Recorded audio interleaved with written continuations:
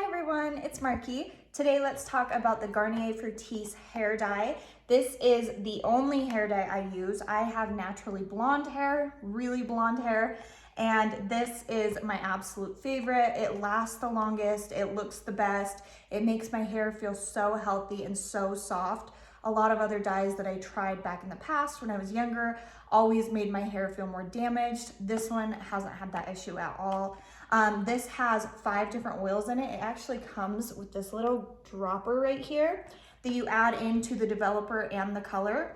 And it has avocado, shea, coconut, olive oil, and argan oil. So it really makes a difference.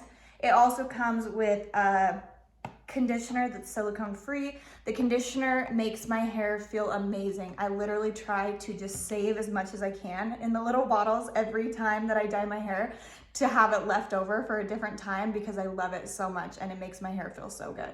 So this also covers grays really well. I have a couple spots in my hair where I'm starting to get grays and this covers it perfectly. This is great for all hair types. Really doesn't matter what type of hair you have. Mine has changed since I was younger when I was using this. Mine used to be just completely poker straight. Now it's really kind of frizzy. It has a lot of curl to it. It still works just as well.